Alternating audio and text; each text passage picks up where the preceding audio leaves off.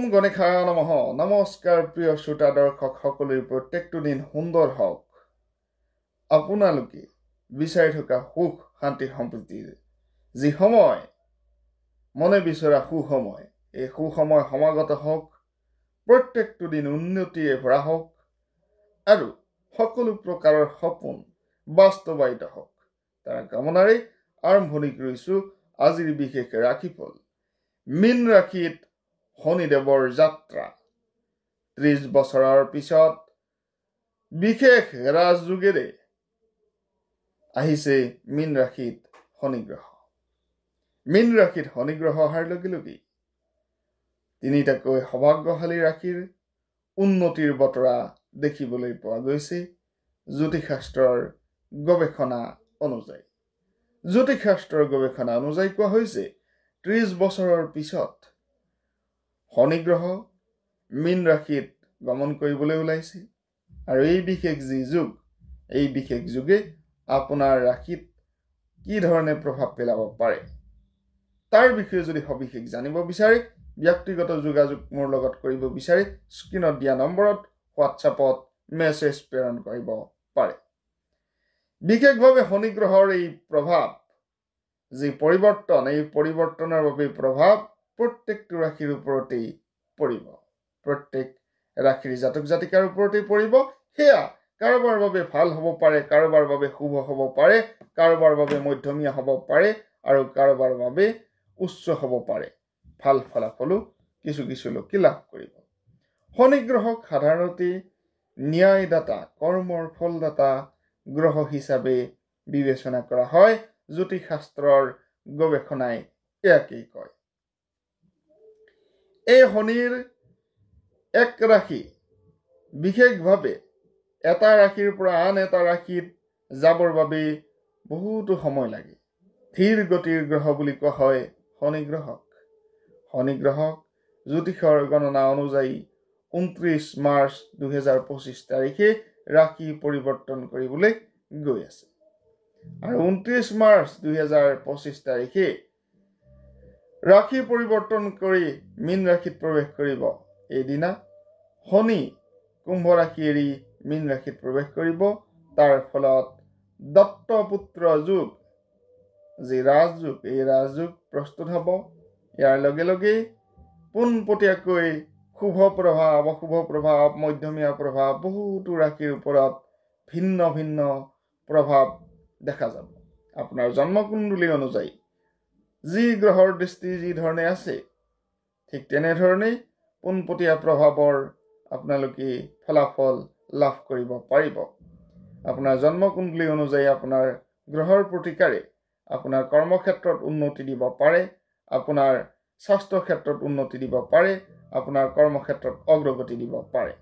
বিভিন্ন ক্ষেত্ৰত দেখা যায় বহুতো কষ্ট কৰাৰ পাছতো কৰ্মৰ ফলাফল পোৱা নাযায়। ঠিক তেনে সময়ত জ্যোতিষীয় ফলাফল যদি আপোনালোকে বিশ্বাস কৰে, জ্যোতিষীয় ফলাফল আপোনাৰ জন্মকুণ্ডলী অনুযায়ী জ্যোতিষীয় প্ৰতিকাৰ কৰি চাব পাৰে। মই আপোনালোকক ভিডিঅ'ৰ আৰম্ভণিতে কওঁ, যিসকলে জ্যোতিষশাস্ত্ৰৰ ওপৰত বিশ্বাস ৰাখে তেওঁলোকে আমাৰ ভিডিঅ'সমূহ দৰ্শন কৰিব, অন্যথা যিসকলে বিশ্বাস নকৰে ভিডিঅ'ৰ পৰা আঁতৰি যাব পাৰে। সৌভাগ্যশালী ৰাশিৰ তালিকাত সৰ্বোচ্চ স্থানত আছে বৃষভ ৰাশি, অৰ্থাৎ বৃষ ৰাশিৰ জাতক জাতিকাসকল। বৃষ ৰাশিৰ জাতক জাতিকাসকলৰ বাবে আছে শুভ মংগলময় ফলাফল। বৃষ ৰাশিৰ জাতক জাতিকাসকলৰ শনি গ্ৰহৰ পৰিৱৰ্তন আপোনালোকৰ বাবে শুভ আৰু অতিকে উপকাৰী। এই পৰিৱৰ্তনৰ সময়ত বৃষ ৰাশিৰ জাতক জাতিকাসকলৰ আয় বৃদ্ধি হ'ব, ব্যাপক উন্নতি হ'ব, ব্যাপক অৰ্থনৈতিক বৃদ্ধি হ'ব। ইয়াৰ লগে লগে চাকৰি আৰু ব্যৱসায় সংক্ৰান্তীয় কৰ্মত প্ৰচুৰ পৰিমাণে লাভ হোৱাৰ সম্ভাৱনা দেখা গৈছে। চাকৰি প্ৰাপ্তিৰ যুগ, কৰ্ম প্ৰাপ্তিৰ যুগ, অৰ্থনৈতিক উন্নতিৰে পৰিপুষ্ট হ'ব বুলি কোৱা হৈছে বৃষভ ৰাশিৰ জাতক জাতিকাসকলৰ মাৰ্চ মাহৰ পৰা। গতিকে এই বিশেষ শুভ সময় আপোনালোকে অবাবত নষ্ট নকৰি শুভ কৰ্মত ব্যৱহাৰ কৰক, ভাল কৰ্মত ব্যৱহাৰ কৰক।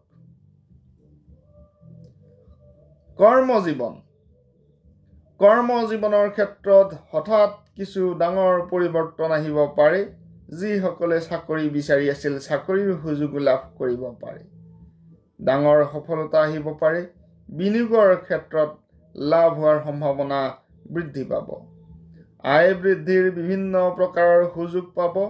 মানসিক সুখ পাব বুলি কোৱা হৈছে। দাম্পত্য জীৱন সুখৰ হ'ব।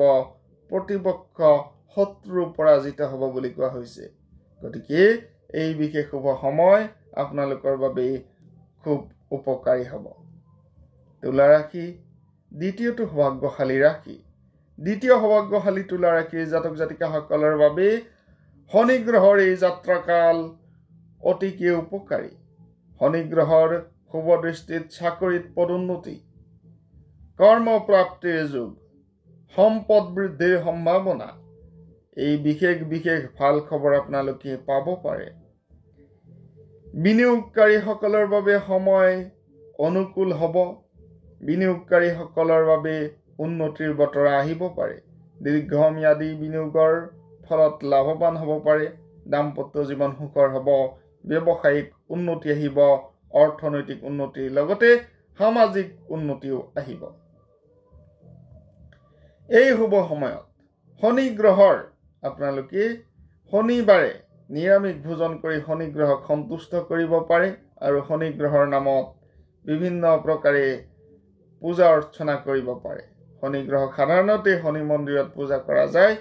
শনি মন্দিৰ যদি পোৱা নাযায়, আহঁত গছৰ তলত শনিবাৰে সন্ধিয়া আহঁত গছৰ তলত চাকি জ্বলাই শনিদেৱক আৰাধনা কৰিব পাৰে।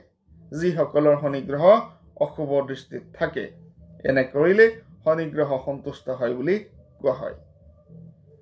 মকৰ ৰাশি তৃতীয়টো সৌভাগ্যশালী ৰাশি। মকৰ ৰাশিৰ জাতক জাতিকাসকলৰ বাবে শুভ মংগলময় ফলাফলৰ লগতে অৰ্থ লাভৰ সম্ভাৱনা, ৰৈ থকা কৰ্ম বিভিন্ন প্ৰকাৰে ৰৈ থকা ধন অৰ্থ আদি উদ্ধাৰ হোৱাৰ সম্ভাৱনা দেখা গৈছে। চাকৰি প্ৰাপ্তিৰ যুগ, ব্যৱসায়িক লাভৰ সম্ভাৱনা, অৰ্থনৈতিক উপাৰ্জনৰ ভিন্ন পথ প্ৰশস্ত হ'ব বুলি কৈছে। ভিন্ন পথ আপোনালোকে পাব। এনেধৰণৰ পথ হঠাৎ লাভ কৰিব, যি অৰ্থনৈতিক উন্নতি বা উপাৰ্জনৰ পথ দেখুৱাব বুলি কোৱা হৈছে। দাম্পত্য জীৱন সুখৰ হোৱাৰ লগতে পৰিয়ালত ভাতৃ ভগ্নী সমন্বিতে আনন্দময় পৰিৱেশ বিৰাজমান হ'ব বুলি কোৱা হৈছে। ভিন্ন প্ৰকাৰে উন্নতি আহিব। সামাজিক জীৱনতো অগ্ৰগতিৰ বাতাবৰণ দেখা গৈছে। গতিকে এই শুভ সময় আপোনালোকৰ শুভ কৰ্মত ব্যৱহাৰ কৰক। ভিডিঅ'টো শ্বেয়াৰ কৰিব বুলি আশা ৰাখিছোঁ। যদিহে ভাল পাইছে নিশ্চয়কৈ আপোনালোকৰ জন্মকুণ্ডলী যদি চাই ল'ব বিচাৰে, স্ক্ৰীনত দিয়া নম্বৰত মেছেজ প্ৰেৰণ কৰিব পাৰে। কিছু খৰচৰ বিনিময়ত আপোনালোকে আপোনাৰ জন্মকুণ্ডলী চাই ল'ব পাৰিব।